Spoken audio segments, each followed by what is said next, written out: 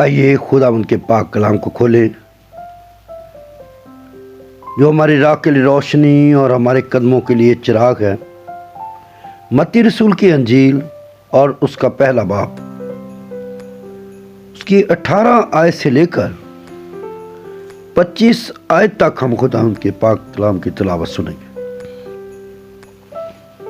اب یسوع مسیح کی پیدائش اس طرح ہوئی کہ جب اس کی ماں مریم کی منگنی یوسف کے ساتھ ہو گئی تو ان کے اکٹھے ہونے سے پہلے وہ روح القدس کی قدرت سے حاملہ پائی گئی۔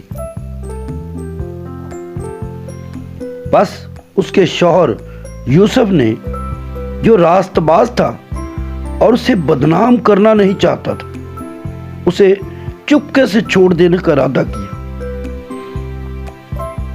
وہ ان باتوں کو سوچ ہی رہا تھا کہ خداوند کے فرشتہ نے اسے خواب میں دکھائی دے کر کہا، اے یوسف ابن داؤد، اپنی بیوی مریم کو اپنے ہاں لے آنے سے نہ ڈر، کیونکہ جو اس کے پیٹ میں ہے وہ روح القدس کی قدرت سے ہے۔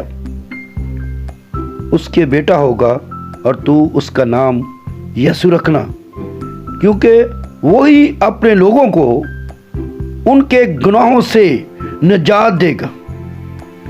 یہ سب کچھ اس لیے ہوا کہ جو خداوند نے نبی کی معرفت کہا تھا وہ پورا ہو کے، دیکھو ایک کنواری حاملہ ہوگی اور بیٹا جنے گی، اور اس کا نام ایمانویل رکھیں گے، جس کا ترجمہ ہے خدا ہمارے ساتھ۔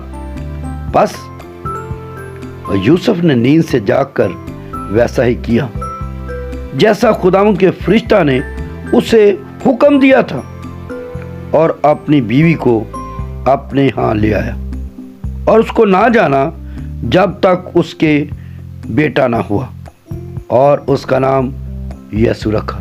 خداوند کے پاک کلام کے پڑھے اور سنے جانے پر اس کی برکت ہو، آمین۔